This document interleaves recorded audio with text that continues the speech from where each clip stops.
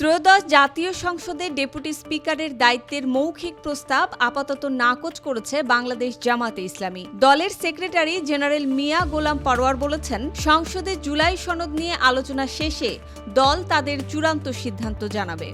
জুলাই সনদ এবং গণভোট অনুযায়ী সংস্কার প্রস্তাবগুলো বাস্তবায়িত না হলে বিরোধী দল জামাতে ইসলামী কেবল অলংকার হিসেবে ডেপুটি স্পিকারের পদ গ্রহণ করবে না বলে জানিয়েছেন দলটির নেতা ও সুপ্রিম কোর্টের আইনজীবী মোহাম্মদ শিশির মনির।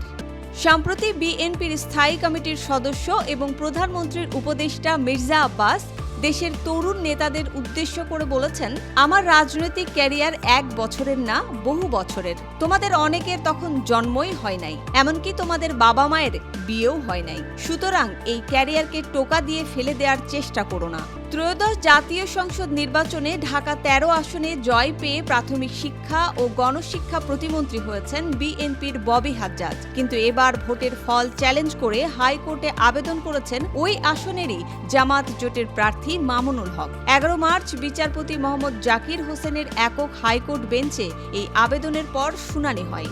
তত্ত্বাবধায়ক সরকার ব্যবস্থা বিলুপ্তকারী সাবেক প্রধান বিচারপতি খায়রুল হককে জামিন দেয়া হয়েছে। তার নেতৃত্বাধীন আপিল বেঞ্চ 2011 সালের 10 মে সংবিধানের ত্রয়োদশ সংশোধনী বাতিল করে রায় দেয়। এই রায়ের মধ্যে দিয়ে বাংলাদেশের তত্ত্বাবধায়ক সরকার ব্যবস্থা বিলুপ্ত হয়। জালিয়াতি এবং দুর্নীতি দমন কমিশনের করা 5 মামলার আসামি খায়রুল হককেও জামিন দেয়া হয়েছে।